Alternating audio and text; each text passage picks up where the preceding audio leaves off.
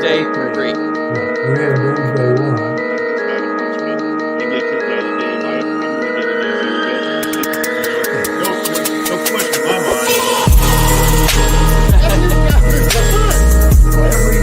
He came from one of the toughest areas of Phoenix, most of his friends leaving, of course. Prayer for safety and on the defense, talk about it. You better get your ass involved. You better get involved. I just gotta say, when it comes to former Dallas, Different. For sure, and they would have thrown it off because This guy gets off you. Smaller from and then I go to bed every night like G man, I promise you that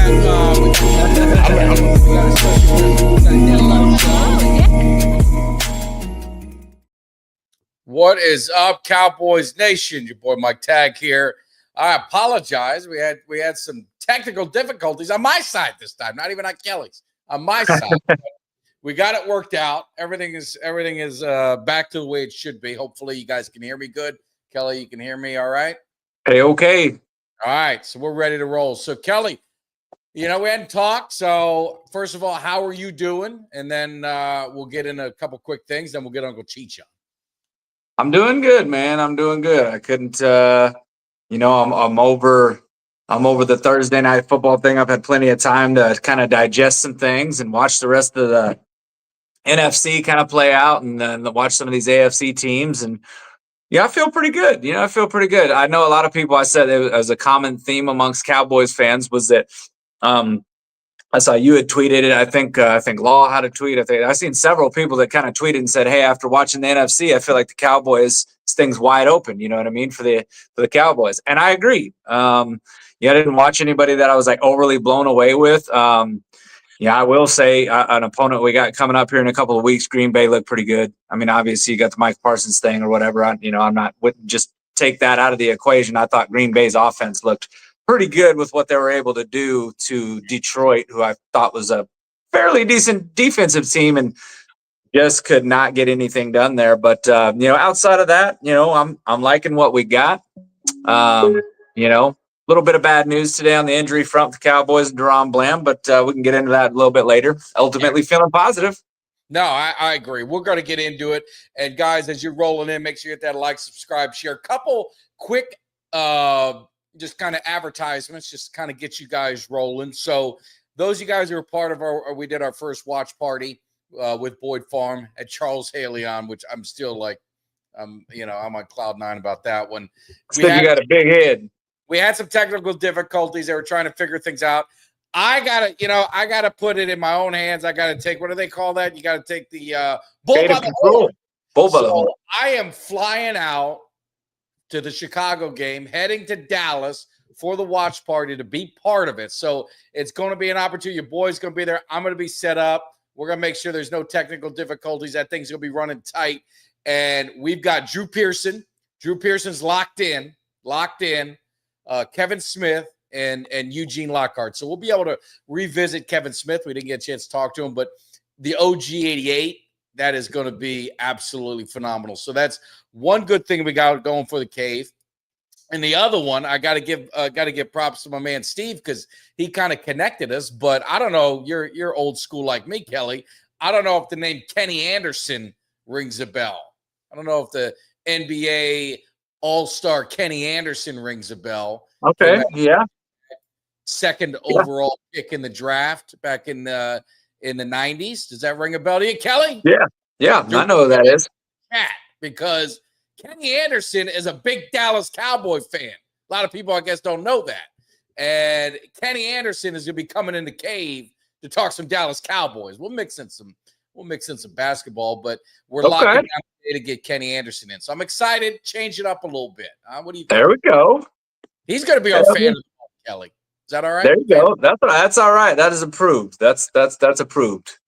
So all you guys that are in the Dallas area in a couple of weeks for the road game against Chicago, come out, see your boy at Boyd Farm. It's going to be a lot of fun. There's going to be some NFL legends there. It's going to be a great time. So Hall of Famers, I should say, even more than legends. It's going to be awesome. But I want to get Uncle Cheech in. This week has been absolutely chaotic, as you guys know. I was able to go to a Thursday game, so made a deal with the wife. We'll go to the Keys for the weekend, friends of ours, 50th birthday. So that kind of messed up all the schedule. Jimmy got kind of messed up a little bit. So this was our first show of the week. So we really never even talked about the Eagles. So we got a lot to digest, a lot to figure out, a lot to focus on with the Giants. But more importantly, my man Uncle Cheech, who always sometimes he tells you be careful on that first week. He didn't waste any time to get this thing rolling. And let's get Uncle Cheech in to kind of see where we're at. We got to change this up a little bit. Hang with me. We're gonna get this right. There he is, Uncle Cheech. What's happening? Hey, how you doing? Good. Cheech. You're looking good. You're feeling good. I hope you like the new picture I did for you. Yeah, very nice. Yes, much better. Got to make it look right. Well, I had a good week. 3-1. No, 3-0 and a push. And a push. So USF again. My underdog beat him outright. Had him last week against Boise State. My underdog special. So they're 2 in a row. But all that's going to come to an end this week. So that's what I wanted. I know you're a Miami guy. I know you're a heavy donor, so I just want to make sure. All that comes to an end. The honeymoon is over. Okay. The honeymoon is over. Well, it's interesting, and I know, Kelly, you haven't really, we love college football. Your team is kind of beating on some cupcakes a little bit, so you got to hopefully you got a test coming up soon. But Miami, it was supposed to be Notre Dame, a couple cupcakes, and then Florida. But now it looks like another ranked team, depending on what Florida does against LSU. If Florida were to beat them, Miami could be playing 3 of their first 4 games against top ranked teams in college football. Then it gets a little bit easier for them. But it's turning out to be quite a stretch for them Hurricanes.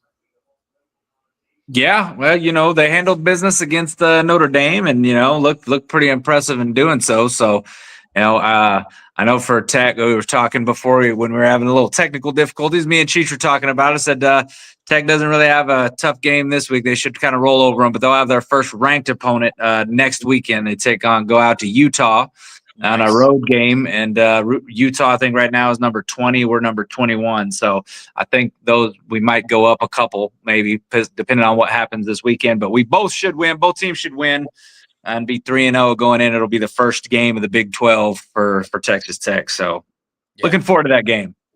That's going to be good. And Uncle Cheech, I know you got some picks that you're lining up, and as you do, you go right for the heavy hitters. You're not playing no games. I got some picks. I had an extra one this week too. Okay. Well, I was torn between. Okay. So what game are we looking at? Where do you want to start? Okay, let's go to Texas A&M at Notre Dame. I'm going to take Notre Dame -7 in that game. I think they're going to be too much for the Aggies, and long day. You don't think Miami softened them up a little bit? Oh, I know they softened. Oh, Notre Dame? Yeah. No, they had a bye week last week. They'll be prepared. They'll take care of business.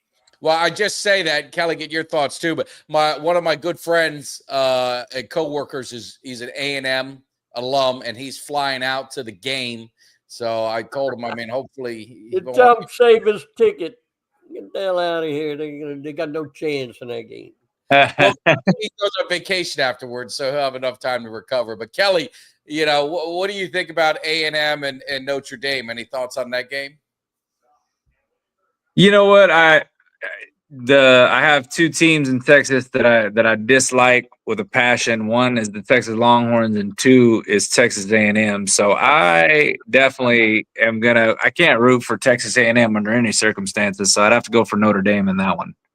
Nice. Well, I hate Notre Dame too, but you got to bet your mind, not your heart. So yeah, that is true. That is true. Sometimes I need to tell myself that though, because I'm stubborn. I'm hard-headed. All right, so you go Notre Dame. I can't argue that pick. I think Notre Dame's going to look for a bounce back. I don't know why they didn't get that running back involved early against Miami. I think that might have been a mistake, but I'm not complaining. Well, we got a good D line. Yeah. Yeah. You know, I agree with you. You know, the coach is we get a little lead, he gets pretty conservative. Very conservative. Instead of opening up. I mean, we got a pretty potent offense. Quarterback playing well, receivers are playing great. We're running the ball effectively. Let them go. Absolutely. Put them Absolutely. away. You got to put them away. Yeah, like Jimmy's, you got to step on the throats. Step on their throat, exactly. All right. Well, this next game, I think you're going with. This one is an interesting one for Kelly and I. A lot of eyeballs are going to be on this one. Kind of torn, but I always go with my reasoning, which I'll say. But what is your next game? Washington and Green Bay. I'm going to take the Packers -3.5. They looked pretty good last week. They looked damn good last week. And I think they're going to let Mike a little more loose this week to shut that quarterback down. Yeah. And we'll see if he's going to pay dividends with that trade. But I like Green Bay. I like the way they looked last week. They put away a good team, beat them handily. You know, They both their coordinators. I mean, they're home. Detroit looked a little out of sync. Maybe Green Bay had something to do with it. They just did not look clean. I watched some of the game. It just losing their coordinator, both coordinators, not just offensive, but they lost a defensive coordinator too. I think they're a team that's trying to find themselves. And I always say it's not who you play, it's when you play them. And I think for Green Bay getting Detroit early, obviously at home they should win anyway, divisional game. I think they benefited. I think the Detroit team that we're going to see later in the year is not going to be the Detroit team that you saw in week one. This one's for me, Kelly, because it's like you got Washington, you got Green Bay. We don't obviously Green Bay is going to be a team we're going to have to deal with, but whenever our division team's playing, I don't look for pride. Like some people say, hey, in college football, you want your conference to do good because it makes it look good when you beat them. I don't want Washington to win. Make no mistake about it. I'll take Green Bay in this one. I'm not rooting for them, but I'm going to play ball with them this week, and I want them to win. How do you feel when you got these kind of matchups where a top NFC team playing one of your division teams that, some people have rated ahead of yours? Yeah. Well, I always want the teams that are in front of us to lose. So, Washington and Philly right now are in front of us. So I'm going to root for both of them to lose this weekend. And I think that Green Bay though I think Green Bay will take Washington on, and I think they'll take Washington out. Washington don't look bad though. I will say offensively. I mean, I don't know about defensively, but offensively, they got some. Jaden Daniels kind of picked up where he left off last year. Still looks to be pretty good at quarterback, and I would. The Giants. Let's all be. They did. They played the Giants, but they needed what they did what they needed to do. What impresses me most about him is that, in my opinion, I think he was the best quarterback to come out of that class. Jaden Daniels, I really do, man. I watch him, and obviously, this is just the beginning of year 2. We can still have to see. There's 16 more games to play, but the threat that he brings, being a dual quarterback, being able to run the ball and throw the ball and do it with accuracy. You know what I mean? It's not like he's a one-trick pony, whereas like Hurts, I feel like is more of just he's a run guy, right? He's forced to pass. I just don't trust Hurts passing. He's done it before, but not consistently.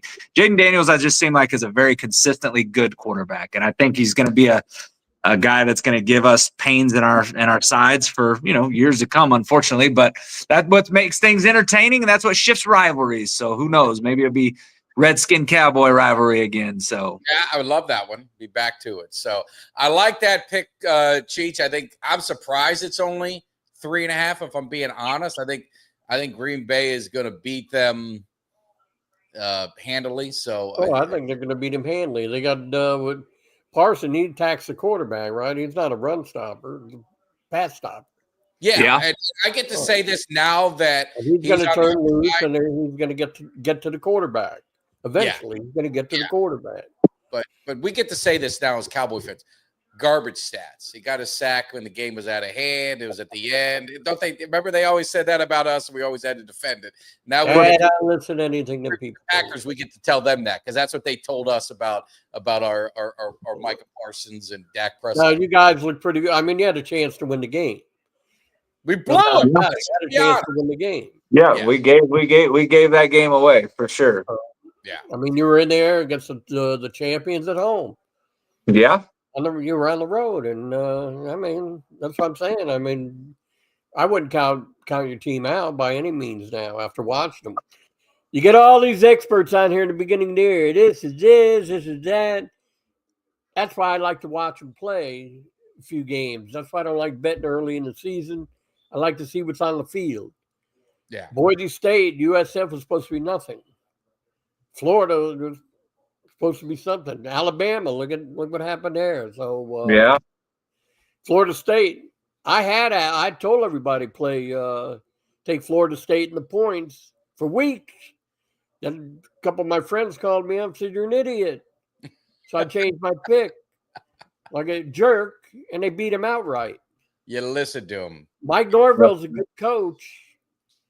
I'm just telling you. I mean, they're going to be a team to be reckoned with, and we play them on the road too. So we'll see what happens, but we don't want to fall asleep on them. Put it that way. I think we'll win the game, but they'll win it.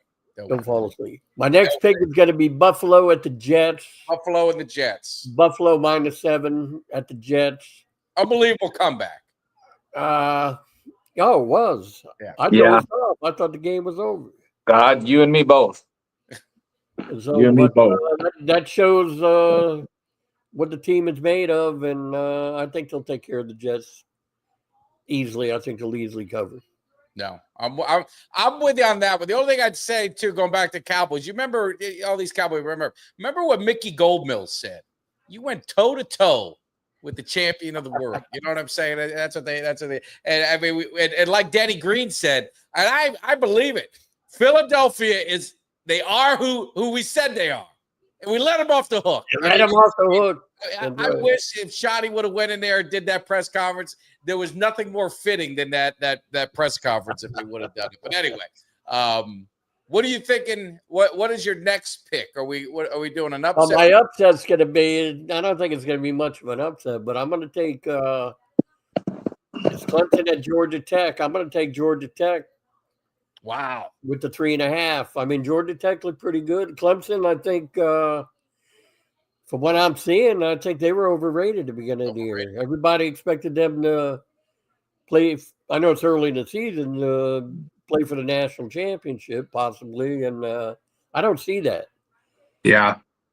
So now I'm going to take Georgia Tech in the 3.5, and they're at home. You don't think Dabo is going to have them prepared? Don't worry about Bo. I told you. This is what Uncle Cheech tells you. All right. I Georgia like Tech that. at home. I like that. I'll tell you who brought an unprepared team. Miami Dolphins. If they don't fire that coach and that GM, and I told you before the season started, I said Miami is the worst team in the league. I don't know if you remember that. I remember it. I said they're the worst team in the league. If they don't fire that coach and GM, I heard they're going to be flying flags around like they did with Butch. Champs and chumps, same thing. I am not a fan. That was an unprepared team, and they were taken to the slaughterhouse. Yeah, they got thumped. Cut dry. Let me ask you this, Kelly. You know, there's rumors. I was down in Miami, and Tyreek Hill.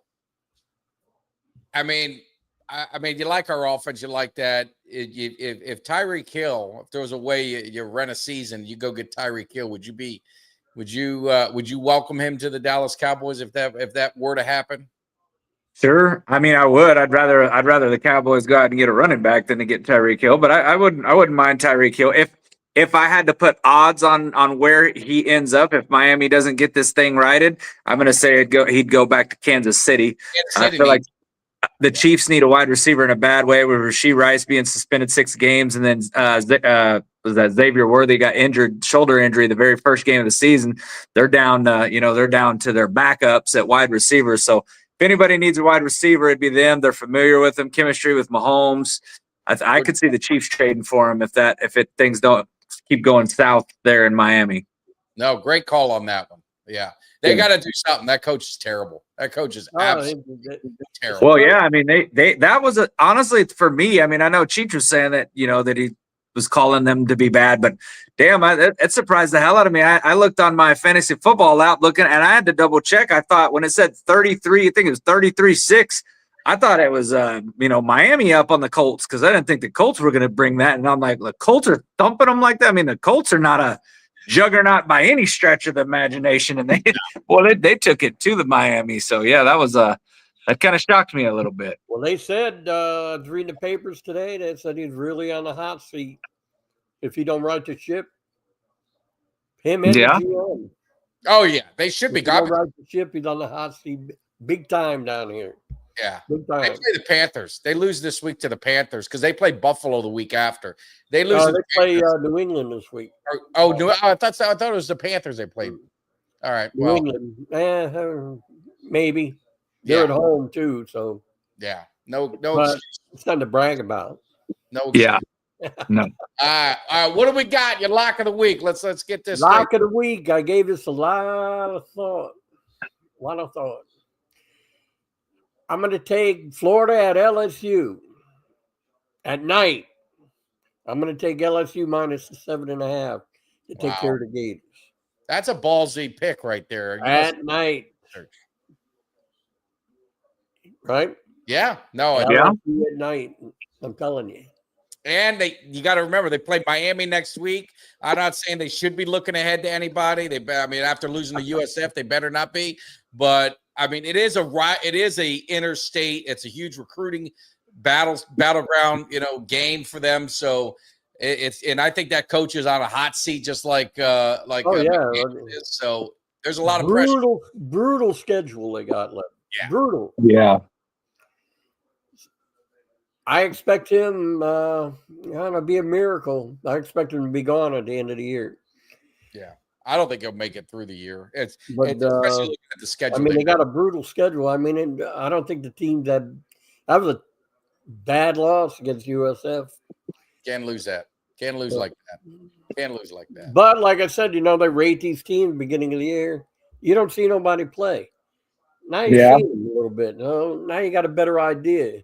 Yeah. When you go gambling money. Absolutely. Those preseason rankings are always a little bit crazy to me. They know as much as I do preseason. That's why I don't like betting like the first 3 or 4 games. I'll give you my picks. I'm not going to put my money on it. No. I'll wait till like the 4th game and then I'll lay in there. There you go. Wait, my good friend the Whale, he hit 10 in a row at the end of the year last year, and then he called me up today. I gave my picks. He hit all 3 last week. No, he did. Of my picks. And he did something you don't want to do. His ticket, pictures of his hear me, Uncle Cheech? Because Uncle Cheech hear me because I seem like I'm talking. He can't hear me. Ooh. You're talking over me, goddammit. I'm trying to get a word edgewise. Now, real quick, you're in the cave. I want to show love. We got over 300 people in here hanging out. So I just let know the new people that don't know Uncle Cheech and let them know Vegas Insider. Hit that subscribe, like, and share. Make sure you get it. Take care of Uncle Cheech. He'll take care of you and give you a little scuttle. Make sure you help pay your boat payment, apartment bill, light bill, whatever the hell, gambling addiction. I watched a guy just last night. I went up to the Hard Rock with a buddy of mine.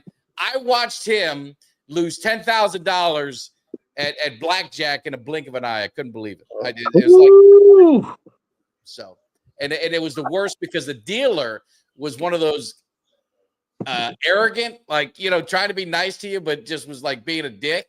And he just, every time my buddy had 20 and he'd have like 12 and then he'd get a card. Then he'd get a card, the 5th card. I don't know how I got 21, but that's 21. He takes some money off his thing. I was like, I would have killed him. But Uncle Cheech, you said you had one more bonus pick, so get to that real quick. And then I gave you 5. That was it. I usually do 4. I gave you 5. Okay. All right. We're good. All right, Uncle Cheech, we appreciate it. All right, guys. Good luck. We'll be seeing you. I'll see you hopefully maybe this weekend. Yes. I think the Whale's coming. Me and him are going to get together this weekend. We got one of our associates coming down from Jersey. We're all going to get together and meet at the Hard Rock, a little dinner, a couple spins, wine, women, and whiskey. Yeah. Well, maybe Nice. I'm there to break bread. I'm there to break bread. So you just let me know. Sunday, I'm going to be heading down to AT&T. So hopefully it will be on a Friday or Saturday. So we'll make it happen. All right, guys. All righty. All I'll see right, you. Cheech. Good seeing you, sir. Take it easy. It's always good to have Uncle Cheech on a special Wednesday. For you guys who don't know, that's Uncle Cheech. He is the he is the Vegas Insider. So we're going to get into some Cowboy stuff. And Kelly, we didn't get a chance to really talk. Everything got crazy with the game Thursday. Absolutely crushing when you see what happened with CeeDee Lamb. And I know he took a lot of heat. Well deserved. I mean, Yeah. you paid the big bucks. We can't have these things happen. But it's like I think I don't know, someone else said it, but I was thinking it too, man. If CeeDee Lamb is our biggest problem on the team, I think we're going to be fine. But Yeah. what was your Okay. thoughts like going through that? And then how do you expect him to respond Sunday? Well, I think that for me, I think CD will have a bounce back game. I don't expect him to have 4 drops again. You know what I mean? I think they said he had 7 all last year. 7 all last year. And then he had four in one game, 4 drops in one game. Let's just say, obviously, I know when the ball hits your hand, you're supposed to catch it. The last one was would have been a spectacular catch if he'd caught that. That'd have been making highlights everywhere. You know what I mean? So, listen, some of that, those things happen, but I fully expect CeeDee Lamb to get back in there and to be, he was accountable for it after the game was over. And that's all I can ask for a player is to be accountable. If you have a bad game and you cost your team the game, or make plays that cost your team the game, then be accountable for it. I thought CeeDee Lamb did that, so I'm not going to beat him up over it. I still think he's one of the top receivers in the league. I think he can probably be the best receiver in the league by the time the year's over. Because versus that Eagles secondary, we'll see if he can keep it up against the Giants. But versus that Eagles secondary, he was unguardable. Well, he had 7 for 101. Take a couple of them drops. I don't, because some of the drops were on the same drive, so I don't want to add it up because it would have been different. He probably would have been at 10-180. He would have been at 10. Oh, absolutely. And that's the thing was that you take his yards away, and I think Dak only passed for like 180. Yeah, 180 the whole game. You take CeeDee Lamb's yards away, and that's most of our offense right there. You know what I mean? But it was a game we gave away, like you said at the beginning. It's the whole Denny Green thing. They are who we thought we were, and we let them off the damn hook. There's no really other way to say that. The Cowboys had that game in hand, and they should have won it. They didn't. You know what I mean? They could be 1-0 in the NFC East right now, and could have had the Eagles at 0-1, staring at a possible 0-2 start.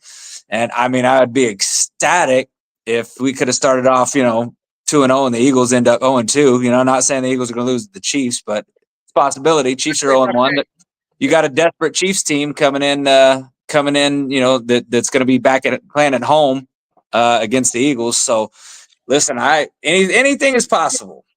Well, let me ask you this, because, and you guys in the chat too, it really was a tale of two halves, right? The first half, it was a track meet on both sides. No defense really on either side. It was just boom. We went right down the field. They went right down the field. We went right down the field. And then in the second half, adjustments were made on both sides. But I don't know if I don't know how much you looked into the numbers, but the Dallas rush defense allowed 1.8 yards a carry in the second half. They clamped down. Interesting nugget when because they were working Kenny Clark in. When Kenny Clark was on the field, they allowed 2.8 yards a carry. When he wasn't on the field, it was 6.6. So a lot of people talk about trade and run defense and getting Kenny Clark. Was that good or what did it made an impact. Now you're talking about going against the number 1 rushing offense in the NFL. They're not going to see another offense running the football between Hurts and Barkley, until they play again. So, it definitely the second half, made me feel better about the team. The first half, I knew our offense was good. I mean, our offense is going to put up points, but the defense, I say, here we go again. Here we go again. The pass rush rate was second highest or third highest in the NFL last week. They had Osa was a huge. I was looking at my notes. Osa was a huge pass rush rate from the defensive tackle position. So there's definitely, a lot of positives in the first game. It's like we talked about. You just don't know what you're going to expect from anyone, but a lot of positives that you could take away. And I would say this: if I'm a Cowboys fan, I'm feeling pretty optimistic. If I'm an Eagles fan, I'm like, man, that secondary. AJ Brown, one catch, and understand Diggs didn't play, but I don't think he played but like 26 snaps. Or like Diggs was locked on him all day long. He had one yards, and that came in garbage time. Yeah, and that's the thing. You had Diggs, and then you had Bland, and then you had Kyrie Elam out there, and they held A.J. Brown and Devontae Smith to a combined 24 yards between the two of them. The biggest pass play of the night came with their third-string receiver, Jahan Dotson. And outside of that, I mean, those receivers got cuffed up. And, Barkley did some damage, but they held him to 60 yards. You know what I mean? It was mostly in the first half before they kind of got this thing under control. And then you had, Jalen Hurts.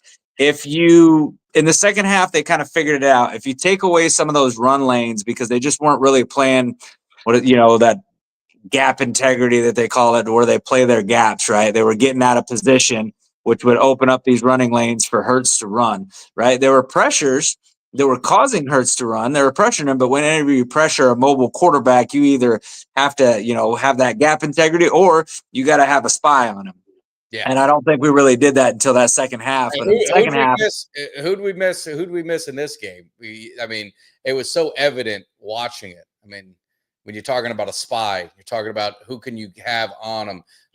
Overshown would have been a very nice piece to have, and obviously they're going to get him back. But Overshown is the guy that's going to spy these quarterbacks between Daniels and between Hurts and all these other mobile quarterbacks. I mean, he's going to be the equalizer right there, Andrew, 100%. Yeah, no, I agree. And I think that getting him back will be huge for this defense.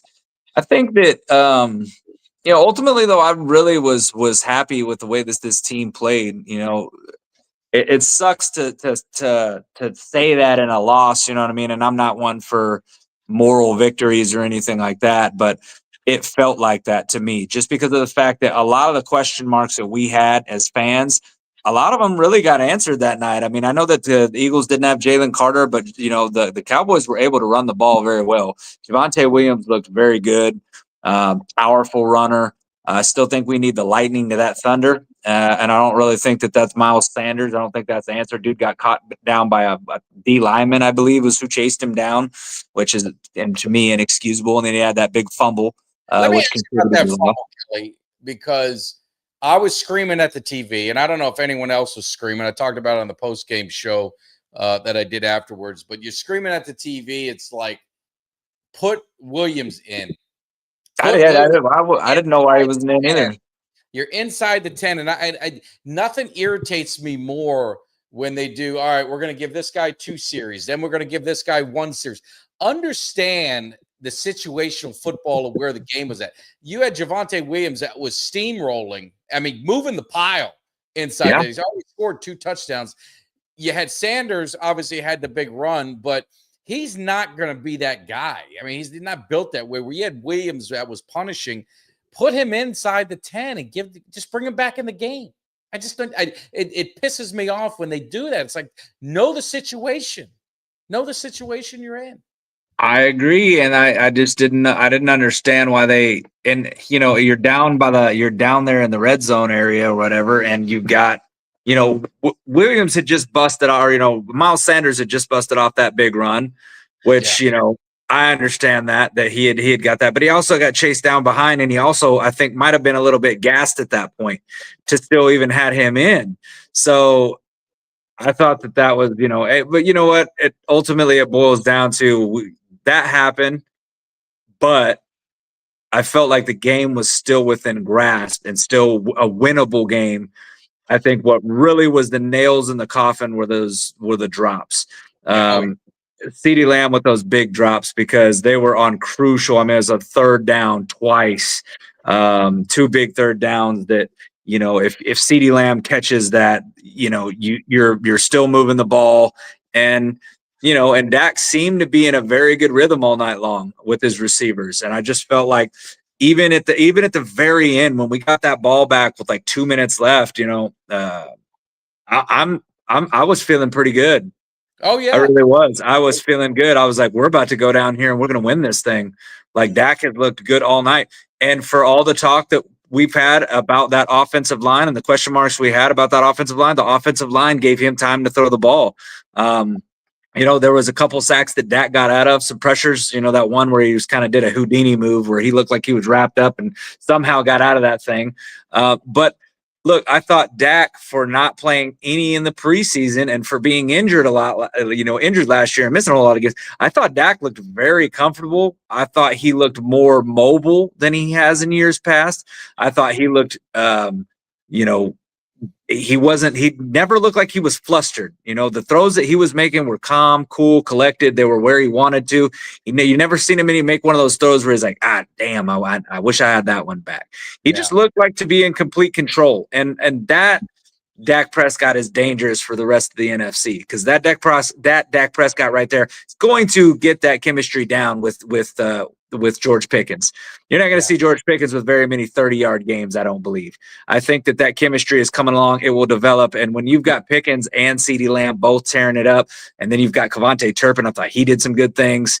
Look, this offense is going to be dangerous all year long. They're going to be dangerous. They're going to be a team to be reckoned with. Don't discount the PIs that Pickens got too. I mean, that's they're that's just as good as a catch.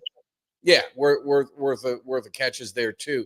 And the one thing I also commented on, I don't know if you saw it, but the look in Dak Prescott's eye, his emotion, and the way he was on the side, I hadn't seen that. I don't remember seeing that from him. He played with an edge. I mean, you saw it right at the beginning of the game with him and that idiot on their team, but I mean, he played with an edge, and I think that is something that I think a lot of fans have been looking for. And he had a little bit of attitude, so I like it. I mean, we won't look, we want to look forward. We're not looking back, and looking forward, we got a real receiver. I mean, not the two clowns, the two jabronis that were in Philadelphia. We got Neighbors who's coming up. I mean, he's legit. He came off some issues with Russell Wilson. You saw him on the sidelines. He's getting frustrated. Bland is out 2 weeks. Diggs is working his way back. Like I said, we don't, I don't know what you're going to expect if you expect him to handle a full game. I think they want to work him back cautiously. It's a long season. Don't get too crazy with it. I mean, this is a matchup that I think the Giants could exploit if we don't get the pass rush and give Russell Wilson opportunity, because I think like CeeDee wants to make a statement. I think Neighbors wants to make a statement this Sunday. Yeah, I'm sure he probably does, and I'm sure Russell Wilson wants to make a statement too. But the problem is that offensive line is not going to allow for that. That New York offensive line is not very good, and I think even a mediocre pass rush can absolutely torch this Giants front, offensive line. And I think our front seven is. I like our front seven, to be honest with you. I thought they created a lot of pressures. I thought they looked good out there. So I'm I understand that, that without having Parsons out there, that's a big presence to be missing. But look, I thought this team did fine without Parsons. I'm not dismissing anything about him, but I don't think he makes that kind of difference in that game where it would have made a bit of a difference. In fact, I think we'll probably end up worse because you can't stop the run. And Kenny Clark, you don't got Kenny Clark in the middle of that offense. What did you say? 6.6 yards without him. So you bring Michael Parsons in there. He's not changing that graphic right there. It's probably 6.6 yards to carry the entire game, maybe even a little bit more, because they're bust off some chunk plays. So the presence of Kenny Clark in the middle of that defensive line already paying dividends for this Cowboys defense, and I think will only continue to do so because of the fact that you've got Eberflus as a new defensive coordinator.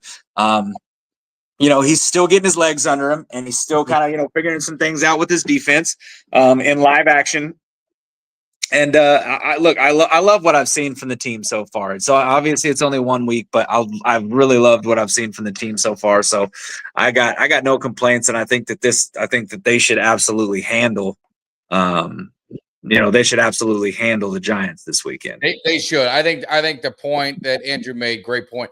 The D line of the Giants is better than what the Eagles have. So they're going to get tested. And I think the offensive line of the Cowboys played as I'm just high on them. I mean, I think they're better than what people think. I think they're going to get better as the year goes on, even better. I thought you saw that last year. So I wasn't surprised how they handled Philadelphia. I mean, they pretty much, neutralized them to hardly anything. They didn't really much matter. So I like what the offensive line is doing. What I do like is a super chat, and I apologize. We had Cheech in, things got a little crazy. So Chris, we got to you late. Hopefully you're still hanging. You don't want to be a Debbie Downer. I just need to say it after what happened to Charlie Kirk, that girl on the train. Something in our society needs to change. Yeah, I don't want to get too deep into it because we are a sports show, and I just don't want. But things that I saw on Twitter and things that I've seen in the media, it's just disgusting. And I just don't understand it. I don't care what side of the aisle you're on. I think it's almost sometimes laughable that people are so far to one side or the other. I think you can, there's things on either side you can agree with or disagree with. And I think you can have those conversations and move on about your life. I mean, to see what happened on that train. And I'm one of these people, I don't want to see the video. I have zero interest in seeing the video. I'm not going to watch the video. I think we've desensitized everything as a nation, with social media. And ultimately, the only thing I'll say, I don't care what side you're on, the media is the one. And the media is stoking the fire. The media is making things, and they want to drive a wedge into all of you guys. Don't get sucked into it. Kelly and I talk about, I go to Cowboy games, and I'm sure I'm hanging out with people who have different beliefs than me, but we have a common belief. We love football. And you know what we love? We love life. And you don't fucking take people's lives the way that they did. It's absolutely just, I don't know. I don't want to get on a tangent, Kelly, but I'll let you have any final words since Chris did a No, man. I agree 100% with that. It's in a sad state, man. And I feel like, they pit, the worst of the worst. You know what I mean? There's bad on both. There's bad on the left. There's bad on the right. It doesn't really matter where you align. And the fact that you cannot, voice that it feels like you cannot voice your opinion one way or the other, no matter which side you're on. I'm not picking sides here. I'm just saying, no matter where you voice, it almost feels like in this country that we've gotten to the point where it's dangerous to voice your belief. If there is a really strong opposing, group that's against that they, this is a country of freedom of speech, man. And sitting down with our fellow, brothers and sisters and people and being able to have an open dialect across the aisle. I don't know where we lost that, because this used to be a country where politics has always kind of, been a little bit of a divide, but it didn't divide us to the point of where people were wanting to take other people's lives. People aren't taking shots at people and trying to murder people and kill over race. And it's just, it's too much hate in our hearts. And I don't hate anybody based off the color of their skin, their religion, or their political beliefs. Yeah. And I will say this, I talk about all the time, I hate the Eagles. I hate their fan base. That's sports talk. I don't hate anybody in my heart. I don't hate anybody. I have respect for people that have respect for me. If you treat me good, I'm going to treat you good. And that's the way I was raised. And I feel like that is the way that all people should be raised and the way that all people should approach life. So very sad day today. For what happened, those are the events that unfolded and everything. So yeah, like you said, not to take this down a downward slope, but guys, we just need more love in our hearts. So, love the ones that you're next to, your coworkers, your neighbors, friends, family, even people that don't agree with you and have different beliefs than you. It's not going to hurt to love those people. just for having a difference of belief. So yeah, that's where I stand on it. Remember, the guy was a father. He has 2 kids. He leaves behind 2 kids that are under 5 years old and a wife. Yeah, absolutely heartbreaking, man. Absolutely, just devastating to see something like that take place. And think about the people that were in the crowd that had to see that. I mean, witness it. You're never going to get that. You're never going to get that image out of your mind. But yeah, so appreciate it. Definitely want to get back to football stuff that obviously a lot lighter, man, and just try and enjoy ourselves. But looking at the Giants game, obviously it's going to be home. I'm going to take matters of my own. I'm going to fly out for that game. I'm flying out for that game. I'm going to make sure everything's tight, make sure we're focused, make sure we're ready, make sure the fans, because it's a noon game. This is what scares me, Kelly. We do not play a lot of noon games, and Dallas at home on 12 o'clock games, it's a mixed bag. You don't know what you're going to get, and this team cannot. I mean, they should never take anyone lightly, but they need to make sure that they are focused and they are ready, and they need to jump on them early. And I mean, that team is going to be in disarray. They're already kind of seeing the splits there, so you cannot give them any life.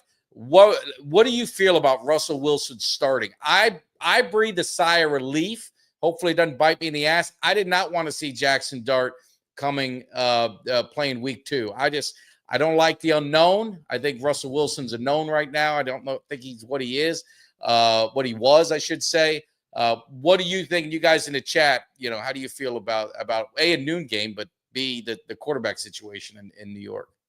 So my first of all, I'll be watching this game from my buddy's pool. We have one last pool party this year, so he's having a pool party. We're gonna have the big screen out there by the pool and stuff. So that's how casual I am about this. If that answers your question, because if it was us playing Green Bay, well, I'm going to be there for the Green Bay game. But if it was us playing one of our big opponent, Chiefs, let's even say the Commanders, I wouldn't be so casual. I don't think I would be watching it at a pool where I could be distracted by things around me or anything. I want to be locked in, laser focused, right? But if that tells you anything, that just gives you where I stand. And I don't care if it's Russell Wilson, Owen Wilson the volleyball, Cowboys by 20. Listen, I'm just not worried about him. I think Russell Wilson he's done. I think this is probably going to be his last stint on a team before he's eventually just a backup if he stays in the league. I think he's a backup caliber kind of quarterback. And I'm just not at all worried about this Giants team. I think the Cowboys should win it by double digits. I think they should win it going away, honestly. Yeah, it shouldn't be. I don't even know what the line is on it. It might be 6.5 if I were to guess, if one of you guys know. And I think that's probably too low. I think it should be higher. I think it should be, close to 8 to 9, but I don't know where it's at. But I agree with you. The Cowboys should win it handily. I'm really interested to see if Jadon Blue gets active. He wasn't active. I don't know if it was an ankle thing. Almost seemed like they didn't feel he was prepared. To play a regular season. I hope it's not that. I hope it was being cautious. I don't know. I don't know if you heard, but it sounds like he's going to be inactive again this week. Okay.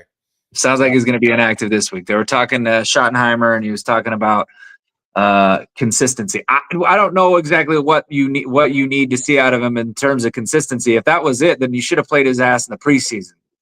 Yes. I mean, if you needed to see consistency, you played him the very last game. If you needed your running back that you drafted to basically be the home run hitter for this team, that's what we drafted him for, right? You draft this guy, and then you don't play him at all in the preseason, and now you're sitting there and he's inactive, and you could use a home run hitter in your backfield to get paired up with Javonte Williams. You're talking about fucking consistency? Come on, man. If that's the case, then y'all need to get your asses out there and go trade for a damn running back that can be consistent. It's just it's a head scratcher right there. I have no idea what's going on right there. And if you're sitting there telling me consistency, well, I mean, you just got a running back in Miles Sanders, who also, again, didn't play in the preseason. And then, fumbled the ball, man, and cost your team a possession. You want to talk about consistency? I don't think Jadon Blue would have got caught from the behind if he would have busted off that same run. I think that's 6 points. I think Blue is not getting caught by no D lineman.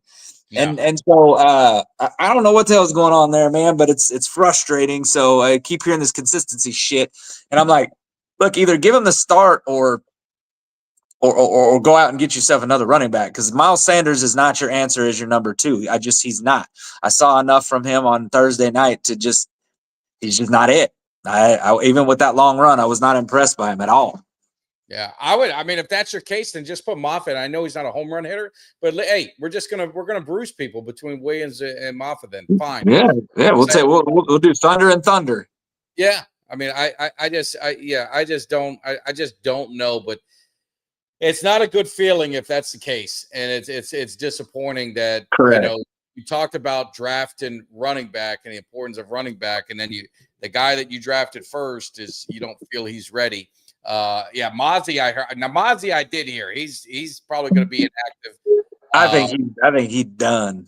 Yeah, Moffitt put on fire. Bullshit to save a spot, though. I'm saying if they wanted to use him, they didn't feel good with Blue. They could have done that with Blue and brought Moffitt out there. If could have said his ankle thing was injured and throw him on there. So I just don't understand their logic, unless we're missing something and he's hurt more than what we know. But if he is, then like, here we go. That was one of his problems in college, right? He kind of got nicked up a little bit. So I don't know. I don't know. But what I do know is we're going to finish up on the Giants. So we're going to take a small break. And this was a segment Kelly and I kind of talked about last year. And we didn't do it, but we're going to be consistent with it this year. And it's basically hate tweets. And Kelly and I do a lot of videos. We put a lot of tweets out there. And when you post the videos and sometimes you get the reactions, and most of it's really good, but you do get, believe it or not, there are some people that they don't like me, and I don't think they like Kelly either. And I don't know which one they hate more. Maybe it's equal. I don't know. Maybe we'll do a vote one day on all the haters. Which Cowboy fan is more obnoxious? Maybe it's 50-50. I don't know. But so Kelly, do you want to do you want to start? Or you want me to start and you finish? I mean, what are you thinking? What do we want to do? Because I got a slide for both of us. All right. Well, I mean, we gotta toss it up on the board there, because I'm gonna have to read it. I've been having technical difficulties with my computer, so I'm doing this from my phone. I was gonna be able to. I'll let you know, but we're gonna start with Kelly, and I want you guys. And what we did was I left who did it, because I want them to get the credit. I actually had one of the tweets that I'll put. I even responded to him. I said, I just want to let you know you made our hate tweet of the week on our show. So I appreciate the hate that you gave me. So let's start with Kelly. Let's see what Kelly's got. And Kelly, you've got let me do something. Let me fix something. Hold on. I want to fix it. Let me because I want to read it. Yours were a little bit bigger, so I had to change it. So these were the 3 tweets that kind of sparked our interest for the hate. Do you need any help? You need me to help you? Yeah, I might need you to help me with that. I'll help. Let me get my readers on. So the first one was, you got into it about the spitting of Dak Prescott. The guy said he spit on Dak Prescott. You said he spit on the ground. So Real said he spit on a piece of clothing, not him, just applying the same idiotic qualifiers you are to give you a taste of your own medicine, dum-dum. Dum-dum. I like that. Dum-dum. I've been called dum-dum very many times. And the bad thing is that he said the first tweet that he had sent me was, he said Dak didn't spit on, or he goes, Jalen didn't spit on Dak. And I said, okay, so you're blind and you're stupid. And Yes. And this is the follow-up tweet, was where he said, and then he called me a dum-dum and said he was applying the same. I don't know what logic he's talking about. I mean, spit is spit. And but yeah. I like dum-dum. That he must be a Flintstones fan. Remember the Martian and Flintstones? I do. I thought dum-dum was, I was like, oh, I haven't been called dum-dum, and I don't know ever. I think that was a first for today. So thank you for that. Thank you, Real. And then C Money, he says, nah, you just a bitch like your quarterback. And we're crying and laughing. And you know what's funny about that guy is that, man, it's hard to read his tweets sometime when he's a regular that comes at me a lot, but I don't is you instead of saying it's Well, so he yeah. spells out what he like. You know how like and usually you Yeah. don't add that in. Yes, he does.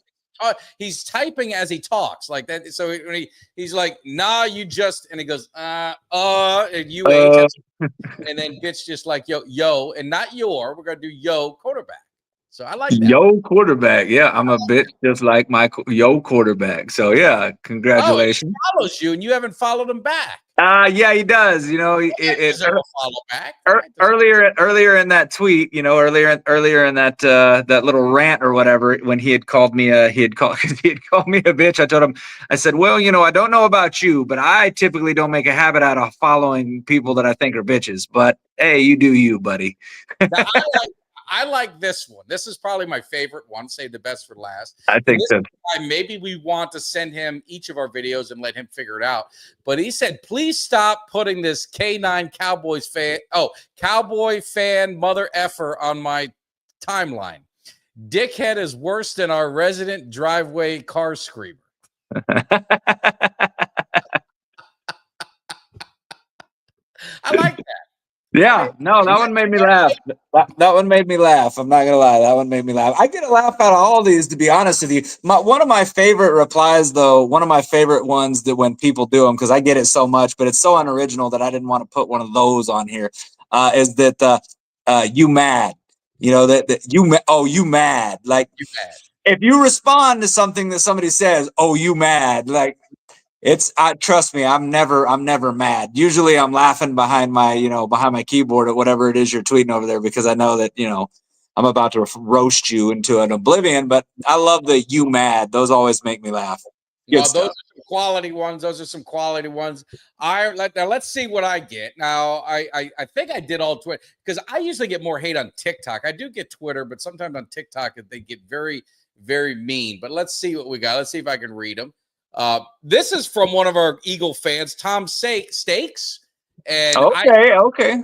by this because I think I'm Italian, so I got a good tan. I go to the beach or whatever. But he says a weathered face, middle-aged fans that just need to rearrange some pictures when he dumps an elite player, Jerry's best soldiers. So this has to do with the video I did, and jokingly. I mean, I very easily said I love and wish him all the best. It was a joke, but I do sincerely say that, and I have the empty spot I'm looking at it because I had to move Emmett over there, is if you're not an active player, if you're an active player for another team, I can't have you in the cave. Now, someone said, oh, you got Zeke in the cave. Well, Zeke is retired. Tank Lawrence was over there. He's gone. You know, you got to get moved out of the cave if you're an active player. That's just the way it is. I had a signed ball by Tank Lawrence. Gone. It's not there anymore. I had a 16 by 20. I replaced him with Des Bryant. I mean, that's just kind of the way it works. What you got to do. Yeah. That's what you got to do. Now, I don't know if you get this one a lot, but I get this next tweet. I probably get about 5 to 10 per video. And that one says, the drugs are working, my man. Fly, Eagles fly. Eagles by 10 or more. Now, he was wrong, but I don't know if you get the drug thing. I usually get, I want some, and Kevin Gogan jokingly said, he goes, when I saw your videos, I said, I want some of what he's taking. You know what I mean? So I get that a lot. People, I get guys that call me cokehead and, you know, say I'm on meth and stuff. I mean, I think it's the obviously being hype. I guess you can't be hype and full of energy if you're not on drugs. But, you know, to me, that says more about these people if they think that that's, you know, the only thing that can get you high. I mean, or get you pumped. And it's a natural drug for me. It's called adrenaline. It's called passion. But yeah, I get that a lot. Yeah. I'm on drugs. The last one is one of my favorites, and I don't know. I like maybe, you know, he's got to be old school because his last comment, you know, and I don't get offended by it. But he says, I'm ashamed to be a Cowboys fan because this guy exists by the thousands, a total retard.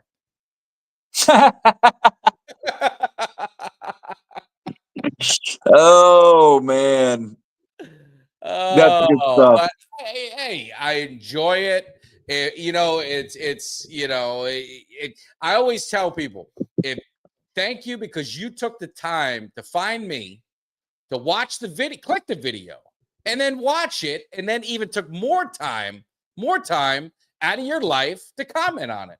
So I must have had an impact, and Kelly, you've had an impact on some of these people in a positive way because they obviously care enough about you to make a comment. It's the same thing I talk about. I've gotten into it with people saying, oh, the Cowboys aren't America's team. If you took the time out just to tell me the Cowboys aren't America's team, they're probably America's team. Because have you ever taken time out of your life to say, hey, the Cowboys are America? Have you ever added that just say, hey, Cowboy? No. But all the other teams come over and, the America's team thing, I laugh at it, whatever. But you just solidified that the Cowboys are America's team because you just said it. That's why they're America's team, because they're always on your mind. Yeah. Yeah. I mean, if you're, that's the thing is that, if you can't sit there and be bothered, if you're going to be bothered by it, you can either be not bothered or you can be bothered. If you're under my post, and that's the case with most of these guys, and it's funny because it's usually the same characters that are always under all my posts. But if you're going to be under every one of my posts, commenting on everything that I post, because it's 90% Cowboys related. Obviously, I enjoy talking my smack about the Eagles and stuff. I like working them up and everything. But if that's what your main goal is to get attention from me commenting under my post, then I'm the one living in your head rent free. I don't even know that half these dudes even exist. I've never been to their pages. I've never went to even been curious about what they post on their pages. I don't do that. They're on mine and they're on yours. Yeah. You know what I mean? So I always like to tell people too, when they start getting kind of nasty, because sometimes it gets a little too personal, and then it's like, all right, I'm gonna have to get rid of this guy. But the thing is, when that happens, I always say, you know what? I'm gonna block this person. They're gonna screenshot that I blocked them and call me soft. But guess what? I'll never remember this person ever again. I will forget after today that person existed. I, on the other hand, will live in their heads, and they'll think about it, and they'll continue to think about it, and they'll know, because they'll still be able to, you could still see when somebody tweets something that you can't see that says you're blocked from this user. Yeah. They'll know it's me, and it'll eat their asses up because they can't. I got people that have created burner accounts to come back and talk shit to me a second time because I blocked them. So listen, I love living in the haters' heads rent free. I love it. You mad, bro? I used to, when I first did my videos, I used to read, and I'd only comment on the negative, and they used to eat the shit out of me. I don't know why. But then, after 6 months or whatever, you know what? I don't care. So I just laugh it off. And that's why I always told my wife. My wife's like, man, I want to do TikTok. I said, babe, I'm just telling you this.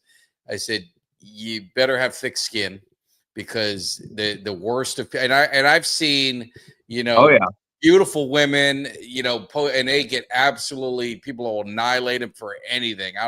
They make up shit, whatever it is. That's why I get so weird. My daughter does TikTok. I was like, I think she regulates it, hopefully. And because people are assholes. I mean, people are assholes, man. Nobody wants you to. The thing is that the worst ones, it's the people that they don't want you to be happy because they're not happy within your own life. You know what I mean? And people that aren't happy within themselves and that are bitter and miserable, they want to make you bitter and miserable. I look at that a lot of times, and when I say people are jealous of me, it's not me bragging. I don't know what you're jealous of, really. I'm just being myself, my unfiltered, natural self. This is who I am, and it's who I'm always going to be. And it doesn't matter how many times somebody calls me old or vanilla ice or this or that, whatever. I don't give a dumb. I mean, it's not going to change anything about me. I had a guy today tell me on Twitter that he goes, I come here to bully the bullies. I said, what are you bullying? We're on an app. You're behind a keyboard. You think anything that you say to me, a grown-ass man, is going to affect me, that when I log off this app or when I put up that I'm thinking about that later tonight? You can't bully me. Like I can't be bullied. I'm not 12. We're not in freaking grade school anymore, man. It's not like you can do a cyber bullying bullshit. Like, come on, man. A grown ass man had the nerve to tell me that shit. Come on, man. I mean, yeah, but it's so I don't know. It's so easy but I love it. I love it. And Hate tweets, baby. I love the hate tweets, and we're going to do that every week. Yes, And, sir. So I don't want you guys, our loving audience, start to just put some shit out there just so we post it. I don't want you guys being mean because it does. Yeah, some things will bother. Some things will bother me. Some things will make me laugh. But anyway, looking back to wrap this baby up, we got the Giants. Okay. Typically we love to do our predictions. We love to get you guys chat, get you guys. We got almost 500 people hanging out here. So again, hit that like, hit the subscribe. As I said, we've got the road show is going to be happening not this week. We're doing all the road games. We're going to be the Chicago Bears. I'm going to be live at the watch party at Boyd Farm.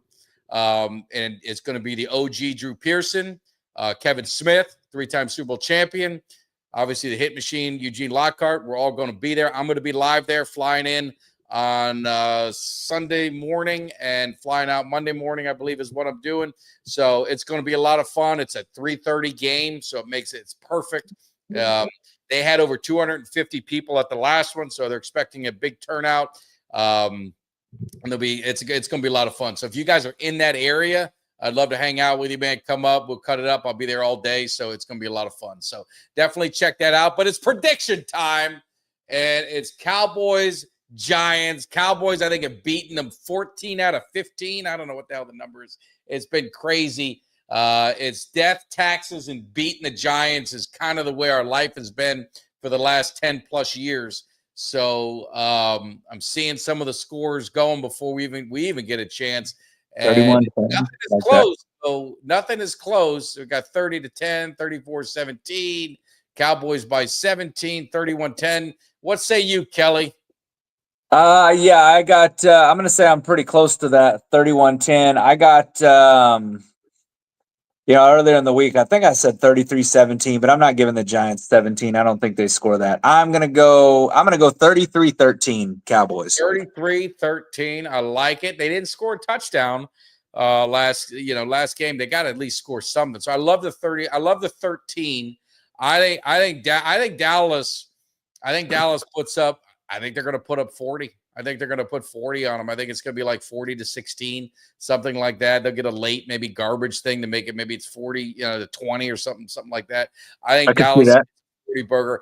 I think the only thing that could make you just maybe keep the game a little close is that line of the Giants is legit. And if the Cowboys don't get started fast, I think that could put them in trouble. But I think if the Dallas Cowboys jump on them, it's going to be one of those games where you're just going to see them kind of steamroll as time goes on. And maybe Prescott's sitting on the sidelines and Joe Milton's in there sometime in the fourth quarter. But I think I was surprised this wasn't Uncle Cheech's lock of the week. If the spread is only 6, which someone said, I'm going to be all over Dallas on this game for sure.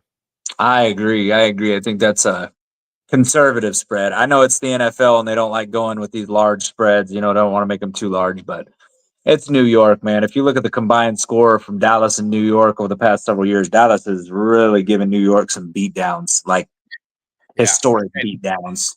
And just real quick, and then we'll wrap it up.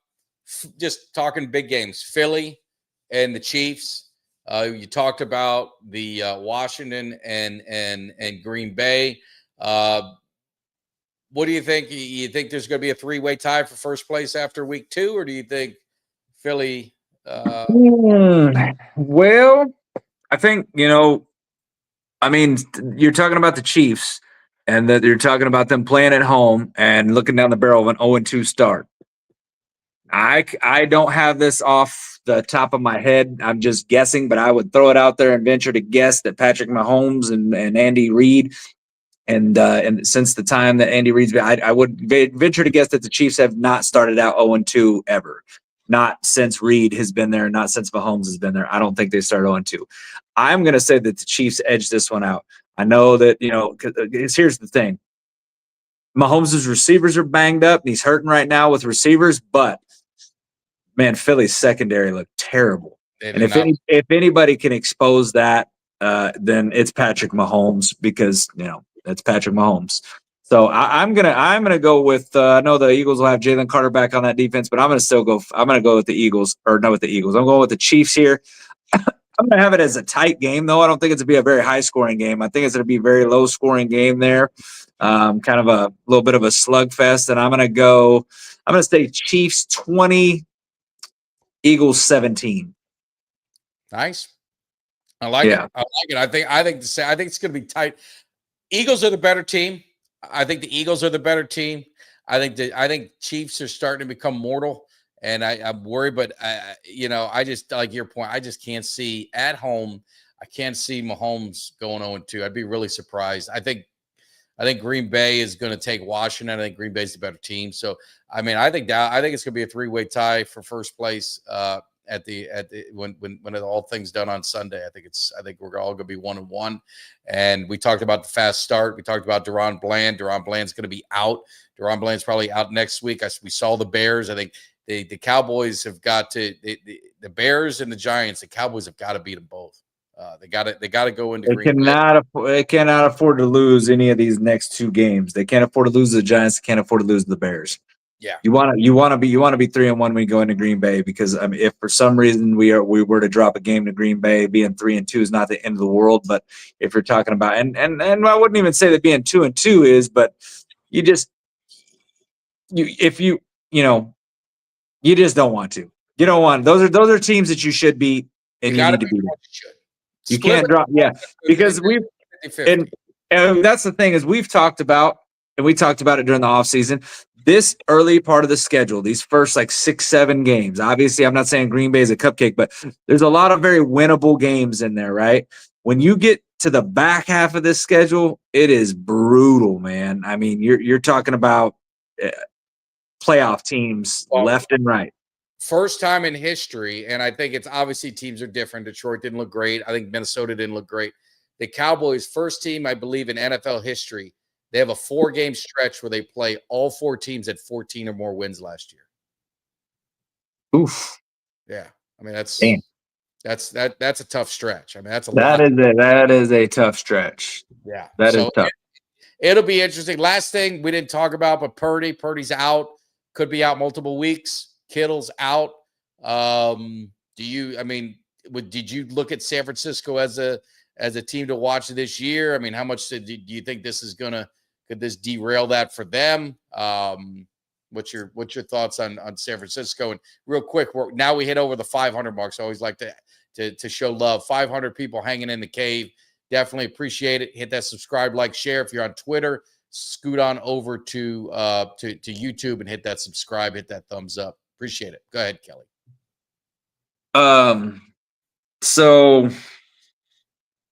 Well, I'm sorry. I was looking at this thing here, trying to figure this out. So what were we talking about here? 49ers. The 49ers. Yeah, that's what I was. All right. So no, the 49ers, actually, I thought they looked pretty decent from what I saw of them.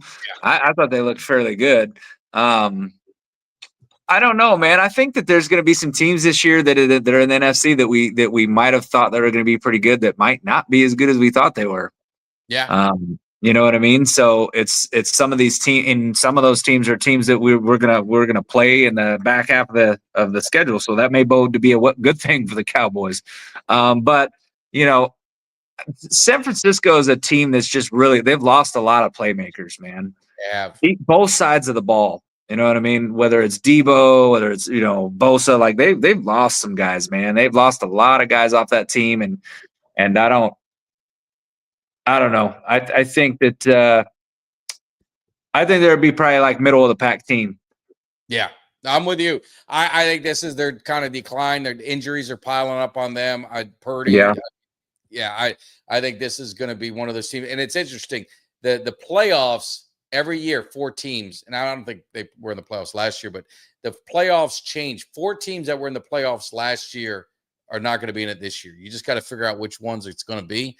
But 4 teams in the conference aren't going to be there. So, It's going to be see how this rolls out as week 1, but we appreciate you guys hanging with us. It was a little technical difficulties. I apologize. It's been a crazy week for me. I know a little crazy for Kelly. But like I said, I will be out at AT&T. Some people asked, man, let's meet up. Want to say hello. I get in Sunday morning. I am taking an Uber, or unless Mark gets better, but I'll be getting to the stadium, and I will be there going straight from the airport to the stadium. So if you guys are around, just give me a message on Twitter. I'll definitely try and meet up. Probably going to be in the Miller Lighthouse, something like that, because I don't think we'll be tailgating. It's an early game. But if anyone's tailgating and wants to invite me, then let me know. I'll be happy to stop by, because I'm going to need something to do for a couple hours, and then we'll be hitting the game. So I appreciate it. Hopefully we'll see you guys out there. Looking forward to it. Kelly, any final words? I know you're going to be chilling in the pool, enjoying stuff. R&R. I'm gonna be in the pool, man, and I'm gonna be watching some good football with Cowboys. Put a beat down, and enjoying some of the last little bits of summer, man, before this fall season really kicks into high gear. So, the Cowboys Nation, let's just enjoy ourselves some football. We should have an easy one this weekend, so let's just enjoy that, because it gets harder down the second half of the schedule. So let's enjoy these easy ones while we can get them, and hopefully see some good football from this Cowboys team on both sides of the ball. Absolutely. You guys have a go. Enjoy college football. I know Texas is playing, some D2 school, Miami USF. Watch that game. Notre Dame, A&M at night. It's going to be good. I believe there's a big fight on. So there's a lot going on this weekend. So make sure you guys check it out. We'll see you. Have a good weekend if I don't talk to you. Peace out. Peace. Give me somebody that's hungry. Give me somebody that's hungry. I need somebody.